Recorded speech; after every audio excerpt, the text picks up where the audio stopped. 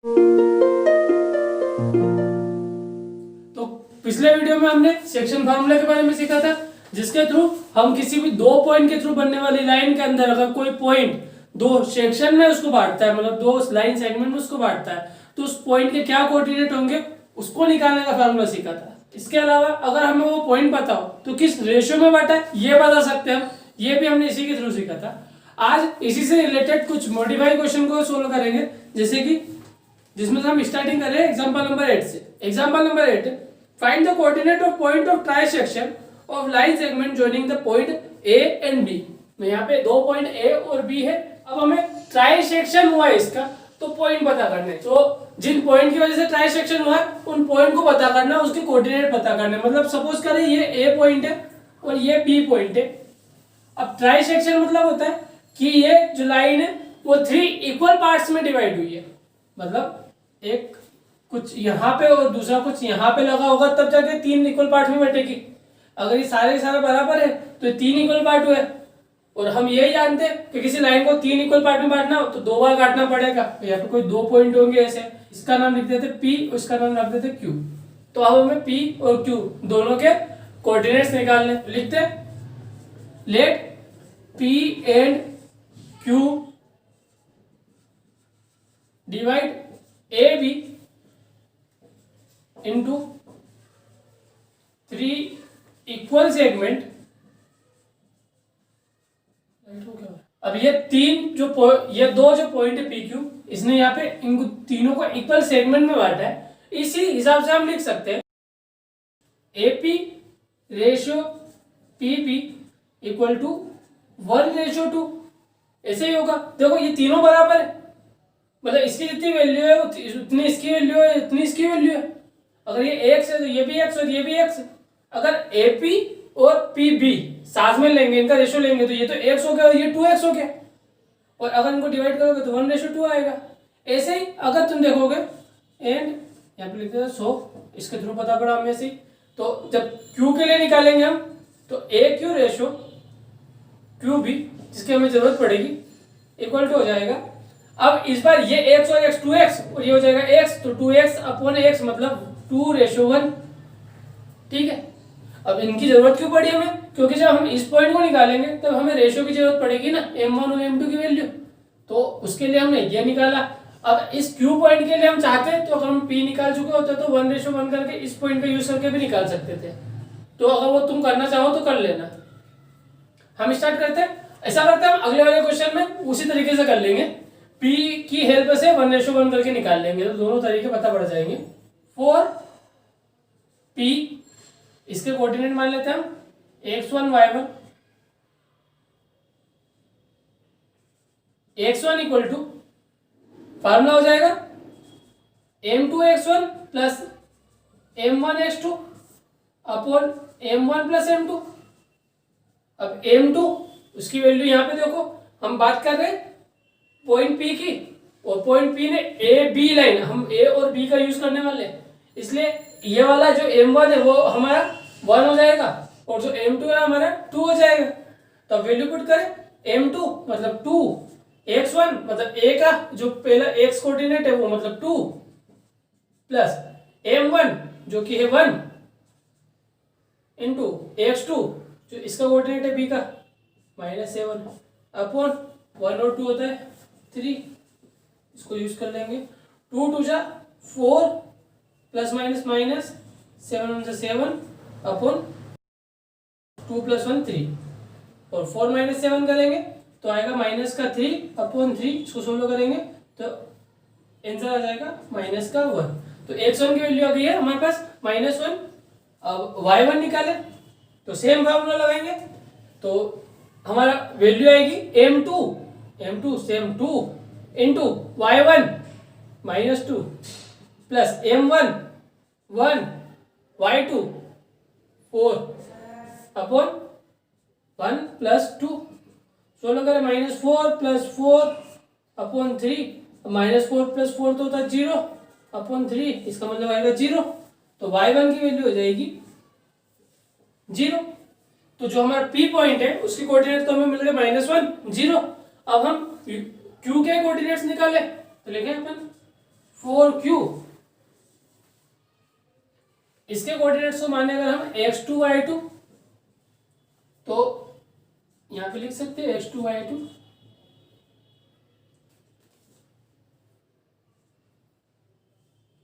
x2 की value हो जाएगी m2। अब देखो इस पॉइंट की बात करें तो एक हिसाब से इसको नेगलेक्ट कर दो, और ऐसा करना चाहते हैं तो इसको लेते हैं, इसको नेगलेक्ट कर दो, तो ये 2:1 हो गया। तो यहाँ पे m1 की वैल्यू होगी 2 और m2 की होगी 1। तो m2 1, m2 x1 मतलब 2 plus m1 2 into x2 -7 upon m1 plus m2 मतलब 2 प्लस 1। इसको सोल्व कर ले, 1 2 जा 2 प्लस माइनस माइनस 7 2 जा 14 होल अपॉन 2 प्लस 1 3, 14 में से 2 माइनस करेंगे तो माइनस का 12 अपॉन 3। अब 12 में 3 का डिवाइड देंगे तो आंसर आएगा माइनस का 4। y2 के लिए देखें तो y2 इक्वल टू m2 मतलब 1, y1 मतलब -2 plus m1 y2 4 whole upon m1 plus m2 मतलब 2 प्लस 1, 1 2 जा -2 प्लस 2 4 जा 8 अपॉन 3, 8 माइनस 2 हो जाएगा 6 अपॉन 3, डिवाइड करेंगे तो आंसर आएगा 2। और इस तरीके से हम लास्ट लाइन लिख सकते हैं। So coordinate of point P is -1 0 and Q is -4 2। Okay, अब एक्सरसाइज 7.2 को क्वेश्चन नंबर सेकंड करके देखते हैं, जो सेम टाइप में ही है। इस क्वेश्चन में दिया है find the coordinate of the point of transaction of the line segment joining 4 -1 and -2 -3।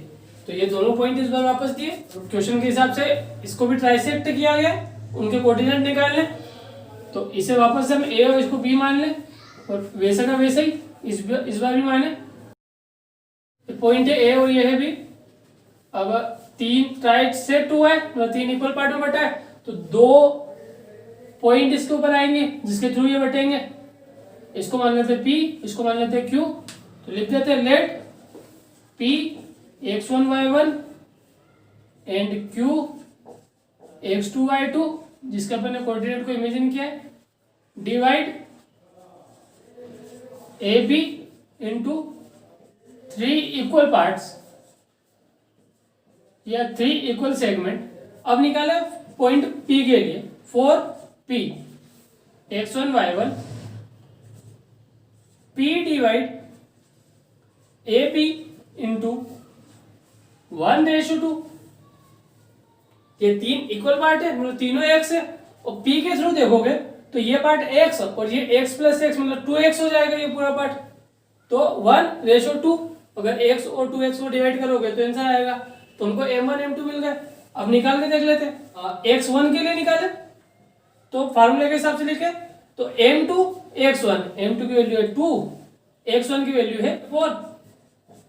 x1 ये वाला नहीं है, इन दोनों में से बात कर रहे हैं हम x1 y1, ये पहला वाला x1 और दूसरा वाला x2 हो जाएगा।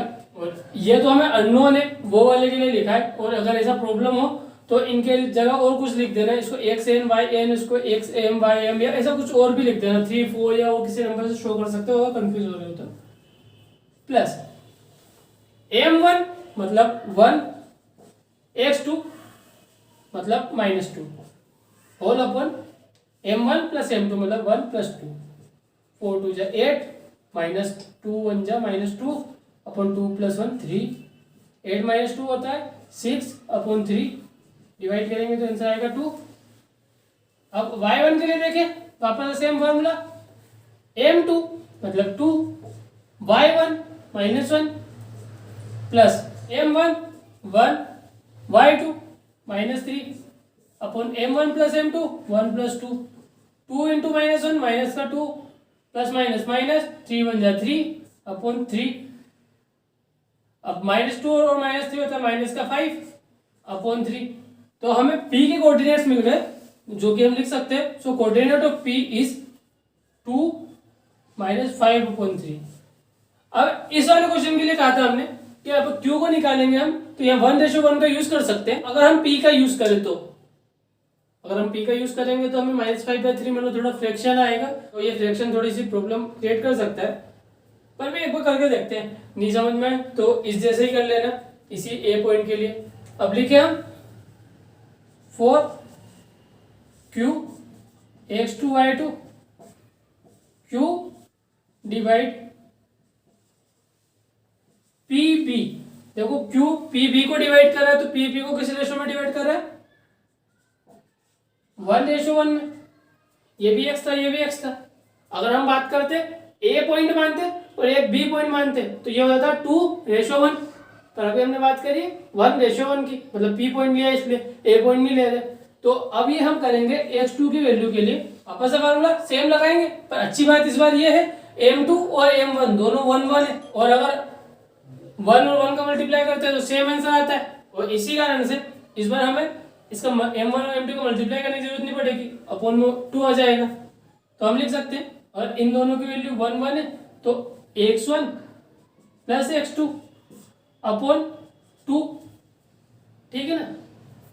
देखो m1 और m2 की वैल्यू इस बार 1:1 है, तो ये वाला फार्मूला बन जाएगा, यहाँ पे 1 आ जाएगा तो x1 इंटू 1 प्लस m1 की वैल्यू भी ऐसे करेंगे 1 रहेगी तो x2 अपॉन ये 1 है तो 1 + 1 मतलब x1 प्लस x2 अपॉन 2। ऐसा इसके लिए करोगे तो y1 प्लस y2 अपॉन 2, और यही फायदा मिलता है हमको अगर ये दोनों रेशियो इक्वल होते हैं। तो अगर इसमें वैल्यू पुट करें तो यहाँ पे x1 मतलब p वाले के लिए, और p वाले के x1 की वैल्यू है 2, और b वाले के x1 की मतलब x2 की वैल्यू है -2 अपॉन 2। 2 - 2 होता है 0 अपॉन 2 मतलब 0। y2 के लिए देखें तो सेम ऐसे ही करेंगे तो y1 प्लस y2 अपॉन 2 आएगा, क्योंकि m1 और m2 की वैल्यू 1 है। y1 की वैल्यू मतलब p वाले के y कोऑर्डिनेट की वैल्यू जो कि है -5/3 प्लस y2 की वैल्यू मतलब b के y कोऑर्डिनेट की वैल्यू -3 अपॉन 2। फ्रैक्शन से बस इतना सा है कि यहाँ क्वेश्चन बड़ा हो जाएगा, 3 3 9 हो जाएगा तो -5 प्लस माइनस माइनस और 3 3 9 अपॉन में 3 है और अपॉन में 2 भी है जो आपस में मल्टीप्लाई हो जाएंगे, तो -5 और -9 हो जाएगा माइनस का 14 अपॉन में 3 × 2 थे 2 से काटेंगे 7 आ जाएगा, तो इसका आंसर आ जाएगा -7/3। और इसी हिसाब से हम लिख पाएंगे q के कोऑर्डिनेट से 0 -7/3। इस तरीके से हमको दोनों के आंसर मिल गए, p और q के दोनों के कोऑर्डिनेट्स मिल गए। Okay, question number 3, to conduct sports day activities your rectangular shaped school ground ABCD lines have been drawn with chalk powder at a distance of 1 metre each. तो sports activity है, तो इससे related rectangular ground में 1 metre distance पे chalk powder के help से lines draw करी गई है।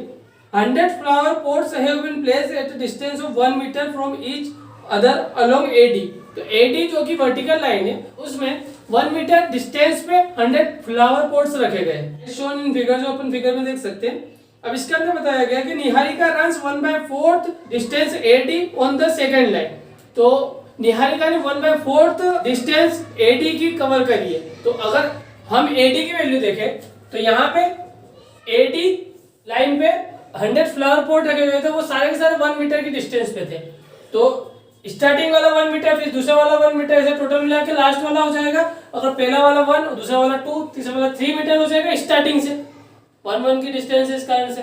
तो लास्ट वाली की डिस्टेंस हो जाएगी 100, तो टोटल AD की लेंथ हो जाएगी 100, मतलब 100 मीटर था उसको 100 टुकड़ों में बांट दिया और हर जगह फ्लावर पॉट रख दिए। और बताया कि निहारिका ने 1/4 डिस्टेंस कवर किया AD का सेकंड लाइन में।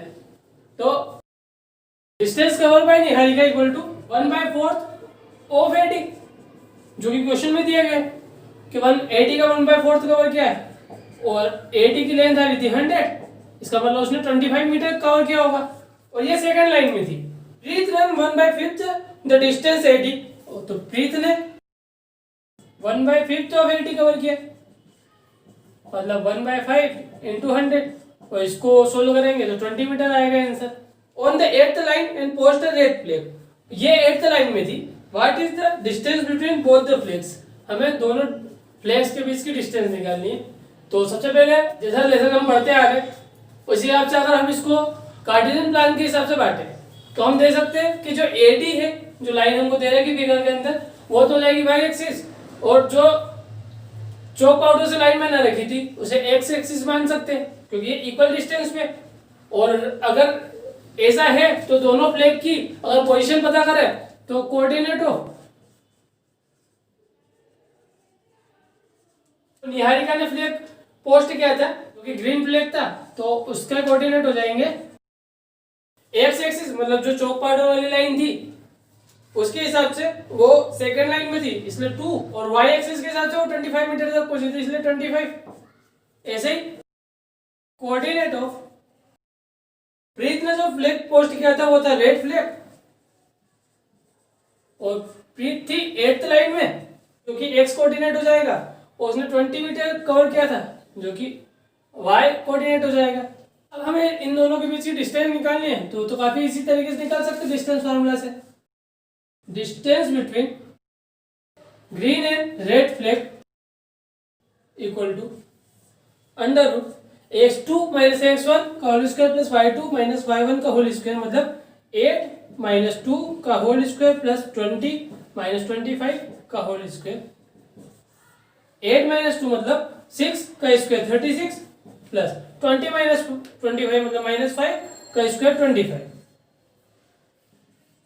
सोल्व करेंगे तो 36 और 25 होता है 61, तो इनके बीच की डिस्टेंस हो जाएगी रूट 61, और मीटर में था इसलिए मीटर। इसका बचा हुआ पार्ट था जिसमें पूछा था if Rashmi has to post a blue flag exactly half way between the line segment.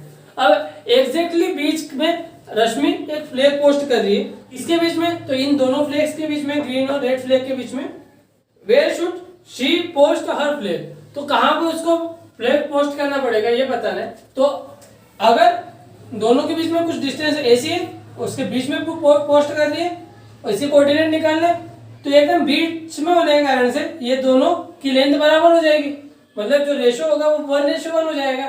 तो हम ये वाली बात को लिख सकते हैं Rashmi post blue flag exactly between this two flags. सो अगर हम जो ग्रीन फ्लैग था उसको अगर हम G माने, रेड फ्लैग को अगर R माने तो, और ब्लू फ्लैग को B माने, तो हम कह सकते हैं B डिवाइड GR इन 1:1, क्योंकि एकदम बीच में तो इसने 1:1 में इसको डिवाइड किया होगा। और इस हिसाब से अगर हम इस B के दोनों कोऑर्डिनेट की वैल्यू निकालें जो कि XY है, तो हम कह सकते हैं by section formula x equal to वापस से फार्मूला वही m2x1 plus m1x2 upon m1 plus m2, और जो कि हमने देखा है कि 1:1 आने के कारण से वो बन जाएगा x1 plus x2 upon m1 plus m2, मतलब 1 प्लस 1 मतलब 2। तो इस फार्मूले का यूज कर सकते हैं हम, और ये फार्मूला हमेशा यूज कर सकते हैं जब भी मिड पॉइंट दिया हो हमें, मतलब अगर बात मिड पॉइंट निकालने की होती है तो हमेशा 1:1 में कटेगा और हमेशा फॉर्मूला इसमें चेंज हो जाएगा, तो तुम डायरेक्ट इसका यूज कर सकते हो। x1 की वैल्यू यहाँ पे हो जाएगी 2 प्लस x2 की हो जाएगी 8 अपॉन 2, 2 और 8 हो जाएगा 10 अपॉन 2 मतलब 5, और y के लिए देखें तो y1 plus y2 upon 2, y1 की वैल्यू हो जाएगी 25, y2 हो जाएगी 20 अपॉन 2 मतलब 45 अपॉन 2 22.5। तो हम लिख सकते हैं so the position of blue flag is in 5th line and between 22nd and 23rd flower pot। अब क्वेश्चन नंबर 4 को देखें। क्वेश्चन नंबर 4 है find the ratio in which the line segment joining the point -3 10 and 6 -8 जिनको हम A और B बोल दे। तो हमें इस बार रेशियो फाइंड करना है कि किस रेशियो में इसको बांटा होगा। इज डिवाइडेड बाय -1 6, और इस पॉइंट के थ्रू डिवाइड किया गया, इसे O मान लेते हैं। मतलब इस बार हमें निकालना है M1 और M2 रेशियो फाइंड करना है, इसलिए तो हम लिख देंगे let line AB is divided by O in ratio M1 ratio M2, जिसे हम K रेशियो 1 भी कह सकते हैं। और ऐसा ही हमने कहा था एग्जाम्पल में एक बार हमने इस क्वेश्चन को करा था m1 m2 के हेल्प से, तो कहा था कि अगली बार इसको k/1 के हेल्प से करेंगे, तो इस बार k/1 के हेल्प से करके देख लेंगे। अब होता क्या, जैसे कि हमको यही वाला फार्मूला यूज करना है, x1 m2 plus x2 m1 upon m1 plus m2, तो नॉर्मली हम ये यूज करते हैं और आंसर आ जाता है। तो अगर हमें k/1 की जरूरत पड़ती है तो हम क्या करते हैं, ऊपर और नीचे m2 से डिवाइड दे देते। अब देखो m2 से डिवाइड देंगे तो m2 इसमें मल्टीप्लाई होगा और m2 से m2 कट जाएगा तो x1 बच जाएगा, प्लस m2 का डिवाइड इसमें होगा तो m1 अपॉन m2 आ जाएगा